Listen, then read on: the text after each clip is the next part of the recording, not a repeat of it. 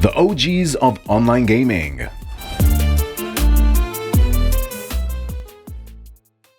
Thank you. I'm a newswriter for Sigma News, and over the past year, I've been writing a series of articles called The OGs of Online Gaming.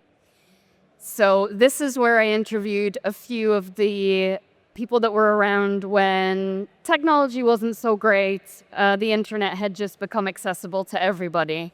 But now I feel like an author who's had their book turned into a movie, because you're all here. You can probably tell by the fact that I've got paper and a clipboard and not a tablet that I'm not a spring chicken myself. So I'm really excited to go back to the late 90s and early 2000s to find out how iGaming started from the very, very beginning. So we'll do some introductions first. Here we have Ian Sherrington. He is one of the original tech bros before the overdramatic TED Talks and thought leadership. Ian built the software for Intertops that received the first ever online sports bet in the world back in 1996. Next, we have Flaviano Fogli. He started in the industry in the late 90s with GFED Games, back when disruption meant actually disrupting things and not just putting Web3 on a pitch deck. And last but not least, we have Stephen Crystal. Stephen is a casino owner and advisor from Las Vegas with more than 3 decades shaping both the industry and his exquisite beard. So I'm going to start with question 1, and that is to Ian and Flaviano. I'm going to start with you, Ian. Tell us what got you started in the industry and what was the tech like when iGaming first began? Yeah, hi everybody. Massive audience. Love to see you. The technology in those days, I came from the background of mainframe computers, and I don't know if anybody remembers what they are, but they're great big boxes of iron with teletype terminals and modems and all this kind of stuff. And I wrote a lot of software for a company called Intertops from about 1985 onwards. But that company was a mail-based and telephone sports operator based in London that moved to Austria, and the company became quite large. And we automated as much as we could. We had optical mark reading machines. We had all sorts of methods by which we could minimize the amount of administration, because administration is money lost. It costs you money to employ people answering the telephone, opening envelopes, counting the cash. So around about 1994, I became very aware of this thing called the internet. I understood a little bit about IP. I understood about TCP protocols, UDP, all these kind of things. And I thought, yeah, this would be great if we could get the customers to place the bets by themselves, rather than us having to have a personal interaction each time. And would that be possible to do with the internet? And I thought, yes, it would be. There was a protocol called Telnet. Really early days. I don't know if anybody possibly remembers the early days of the internet.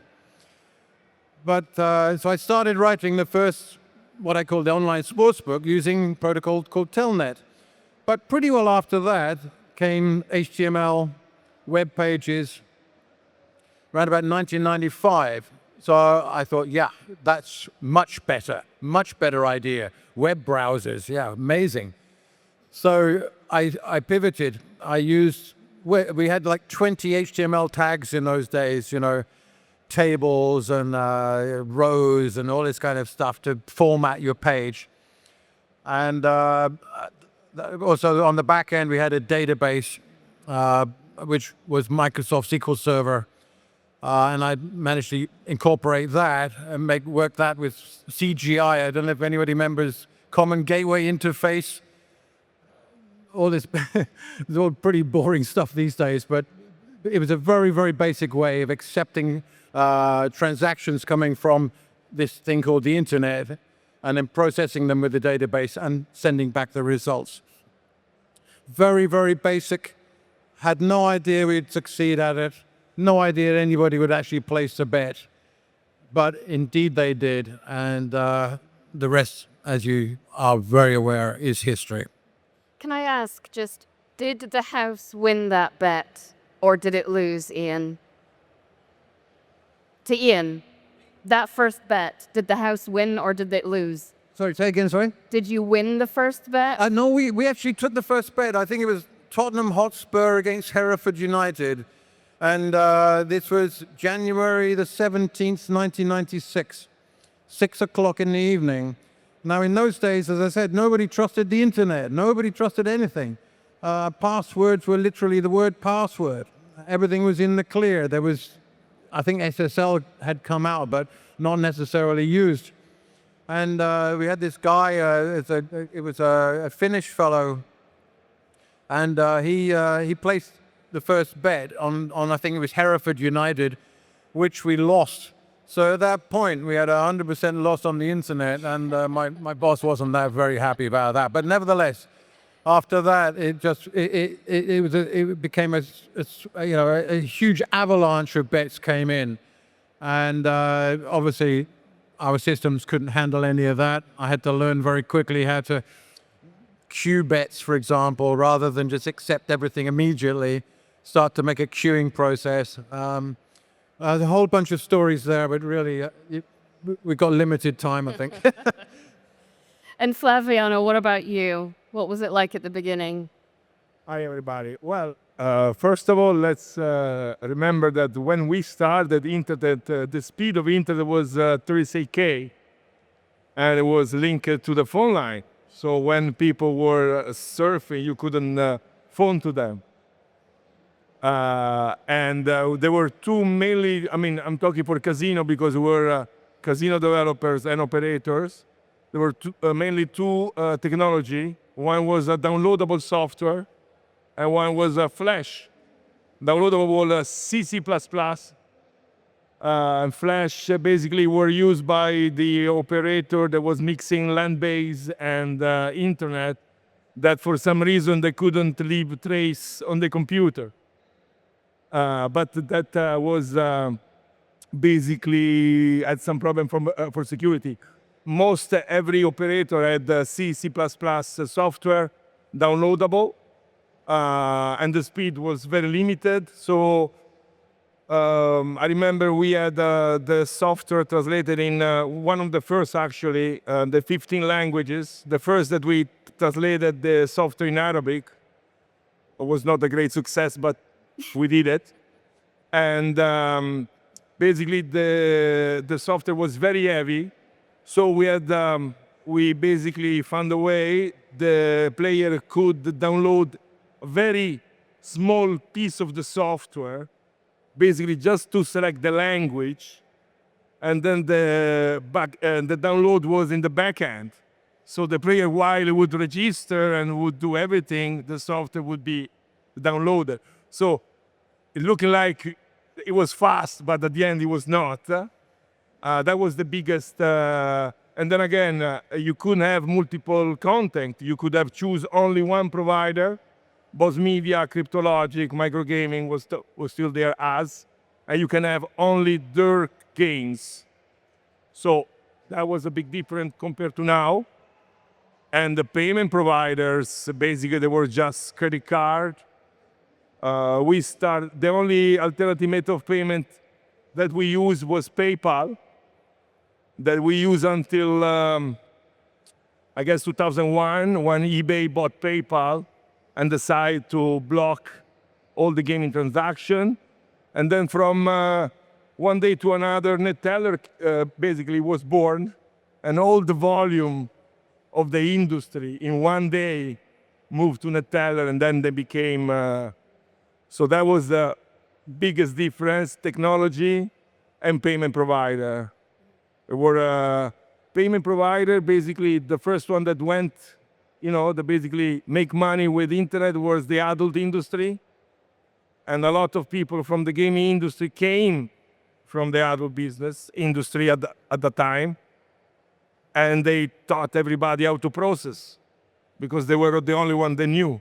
And I remember also it was much easier because, example, the chargeback ratio that we could have to maintain the mid was up to 5%, unthinkable now.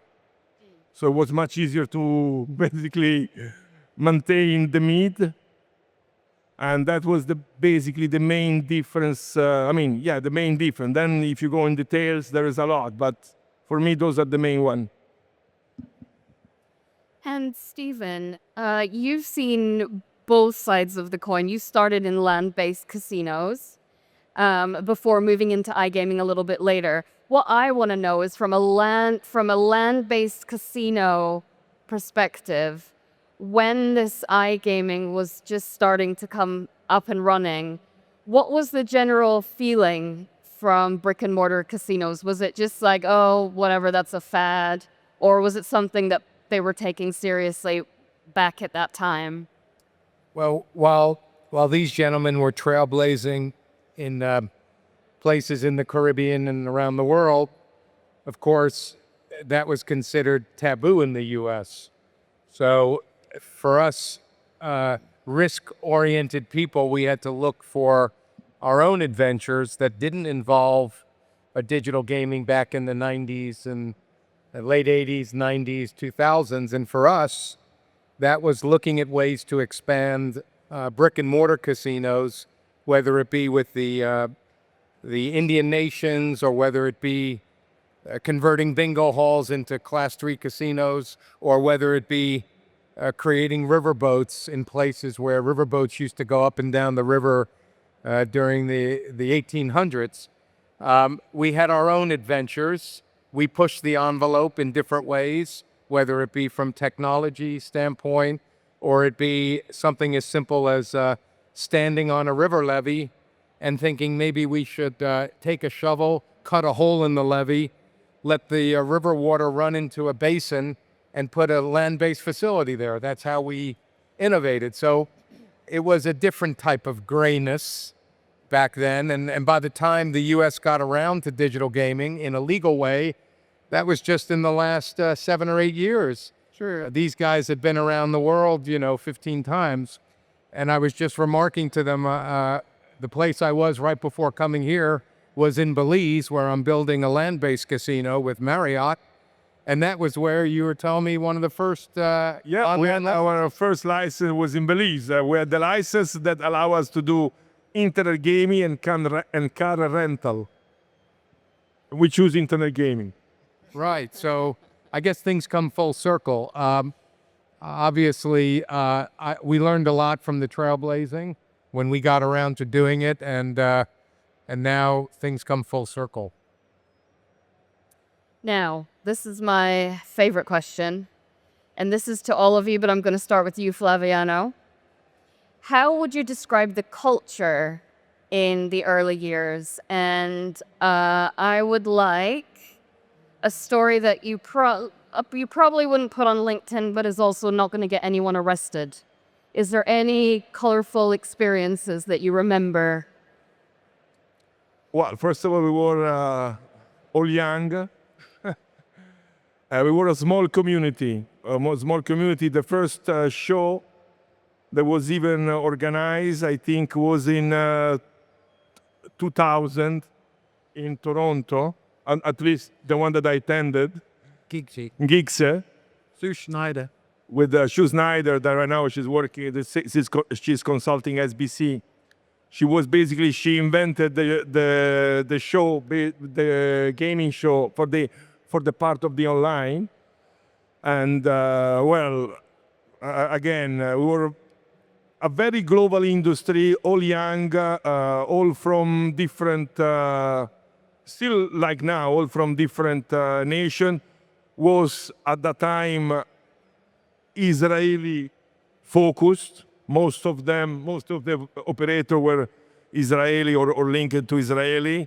Then we had some Swedish, and then we had some Canadians and South Africa. So 4 countries, uh, there was a lot of, let's say, good people and bad people. I remember in the early 2000s, there was one of the leading software company was StarNet. I don't know if you remember StarNet. They were Canadians from Vancouver. They were one of the top company at the time. They were basically raided by NCMP in Vancouver because they were linked to the Hells Angels. So we had a lot of people that, let's say, they were not the best people, but we had also fantastic, super smart guys, super techy, innovative, and it stayed like that, the industry. For the parties, I remember I'm famous for my parties, Oh yeah. to be honest with you. Not because, but because we were everywhere that we went, there were mainly men in the industry. I remember, and everybody was complaining about, only men in the industry. We call it sausage party, sorry for. And in Geeks in 2002, I organized a big party in Montreal, where I had the idea to have 2 minglers for each people that we invited at the show. Also, I remember example, Fire and Ice, that is so famous now, the party. It's called Fire and Ice because the first parties, they were in an ex-fire station. Was a very small pub, like 200 people max. And also in Earls Court, at the old Earls Court, the old one, the one in, I think in Chelsea or in Kingston, something like that. And basically, the shows were in the pubs around Earls Court. The Atlas. I remember. Atlas. So everybody went to the pub, and so you went in the pub around Earls Court was all the industry, and all the deal were basically done in front of a pint of beer. Well, there was no lawyers, and there were no accountants. What about you, Ian? Well, I'd just carry on what Flaviana was saying, really. I mean, the first show I remember was at Earls Court. And it was like a couple of us with a few tables. And the basic exhibition was coin-operated equipment, like basic slot machines, land-based casino slot machines, and like kiddie rides and stuff like this. And there was about, I don't know, 3 or 4 companies on basic tables. And around about lunchtime, you'd been done everything, so you'd go down to this pub called the Atlas, which was just around the corner. As Flaviano said, that's where everybody got to know each other, and that's where the beginnings of the industry really happened. But I just would point out one thing, though. I think the very first wager that was accepted on the internet was not by me. It was not by microgaming, but it was by a gentleman called Adrian Brink, who set up a company called the International Liechtenstein's Lottery Foundation. And that was in around about 94, 95 as well. And I think that they accepted the first wager, official wager, on the internet around about 1995, so just before the sports books. Yes, microgaming started around about 1994 in South Africa. But I don't think they really got going until like 96, 97, when they had a full offering, including payments and website. So I think the honor goes to a gentleman called Adrian Brink, who regretfully is no longer with us anymore, but he was the guy that started it. Not that I knew that at the time, but I've certainly got to know him later on, and he became a very, very good friend of mine. And Stephen, any good memories from back in the day? I do. By the way, I remember we took the first bet for Betfred, and for the state of Colorado was in 2022. That just shows you how far behind the U.S. was when you're mentioning some of these stories. Well, yeah, but in early 2000, at the end, the market was just US because everybody was focused on US. That's true. It was just not illegal. No, I remember, I guess I would tell the story back in 1993, and I would put it under the title, "Don't Judge a Book by Its Cover," which is my number one rule in business, because you miss a lot of opportunities when you make a conclusion based on what something appears to be. But I remember I was a young lawyer, 26. We were in the process of writing legislation for riverboat casinos in Missouri. I was based in Kansas City, and I had a very fancy law partner. He was 30 years my senior. He wore three-piece suits. They wore three-piece suits back then. And he saw two guys in swamp boots sitting in the lobby. It was a very fancy lobby. And he said, yeah, look, you're the young man on the totem pole. Why don't you go see what these guys want? And so I went out and talked to them, and they were obsessed with the fact that the named partner, whose name was on the wall, didn't come out to greet them. And they said, you know, that's just fine. They said, you'll do. We want you to come and see us tomorrow. We're staying in this motel. And I went into my partner and I said, look, they want to see me tomorrow and they're staying in this motel. And he said, you know, that's a burned out motel. I can't believe they would be staying there. So I said, well, let me check it out.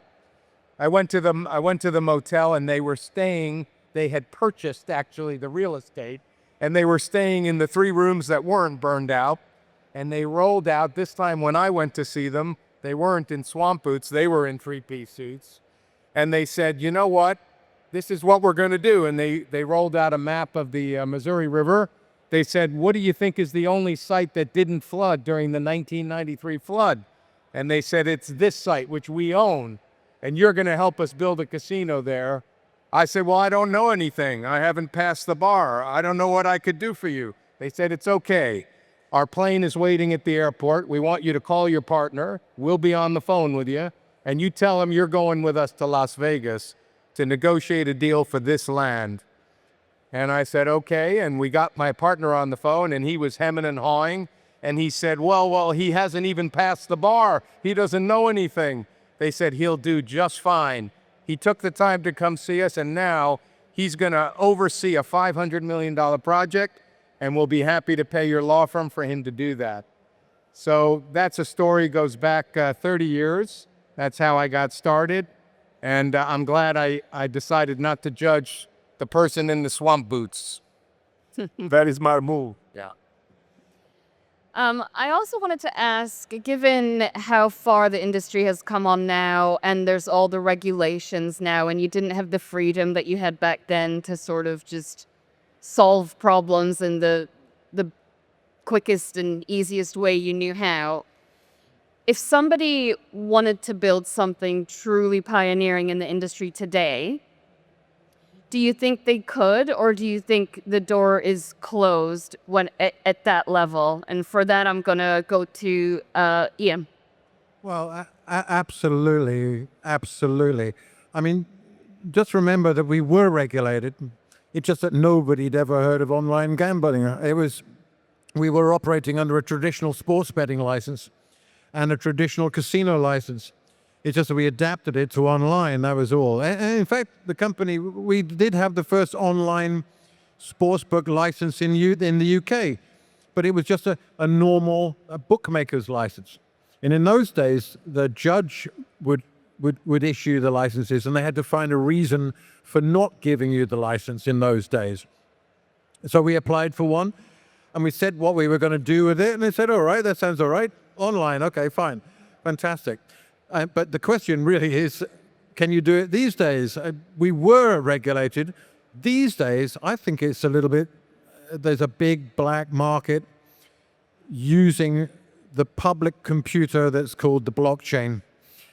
I've done a lot on the blockchain as well. I've done sports betting on blockchain. I've done lotteries on the blockchain. I've done a lot of digital crypto wallets. And I'm very aware that the blockchain opens up to everybody. I call it a public computer. It's where anybody can execute transactions openly without any issue, and anybody can create a system whereby you accept wages on the public computer. So the answer is absolutely yes, you can. You may get into trouble for it, but certainly you can offer gambling on the internet. Yes, I agree. This industry, as we know, is based on technology. So every innovation, small or big, is a rupture of the paradigm. And every rupture of paradigm, there is an opportunity for somebody. The latest was crypto, but it's going to be, the blockchain, et cetera, et cetera. There's going to be other innovation, for sure. AI now, everybody's talking about AI. So yes, definitely still an industry where you can pioneer something. The only difference maybe is the entry barrier in terms of capital. That could be a difference. Before, with just with your mind and a few people, not a lot of money, you could create something. Now, especially for marketing, to put your product out there, you need investment. But yes, if you have the money or the idea to look for the money, definitely there is space. Look at the history of the U.S. over the last 40 years is one of innovation and pushing the envelope. Let's look more recently when sports betting and iGaming opened up starting in 2018. It went slowly in terms of online casino, but did that stop innovation? No. We had sweepstakes casinos. We had prediction markets. We had fantasy sports and pick'ems. In fact, if you looked at sweepstakes gaming at its height, it was larger than regulated online gaming in the U.S. It wasn't legal or illegal. It was in a gray area. And so I would argue that there is always room for pushing the envelope, for being innovative. No one's advocating to go out and overtly break the law, but we don't have progress without risk takers who are willing to make that innovation on products and technology. Okay, and final question before we run out of time. In the early days, it sounded like quite a tight-knit circle. What made the industry feel like a community rather than a market? And do you think that's missing today? Flaviano? But yes, in the early days was, as I said, it was a very small community, younger age, risk taker. So there were some particular characters in the industry. Somebody that didn't really, was able to not walk completely straight and try things that nobody tried before. Because at the end, we face problems that nobody faced before. But the good thing that, again, we were kind of close community. Everybody knows each other. At the party, everybody knew each other.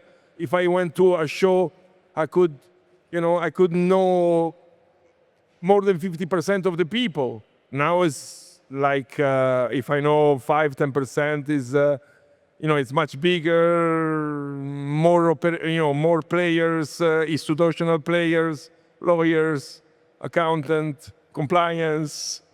But it's different. There we were in the Wild West. So, and between cowboys there is some, camarade spirits, I would say. Well, that's a really good way to finish this off, actually. So, thank you very much. And thanks, everyone, for coming. And yes, we're on to the next one, which is continuing on from this panel to look at going from the old days into today's time. Have we lost a bit of the spirit of iGaming on the way? So that will be our next panel. I'm going to be back in about 2 seconds.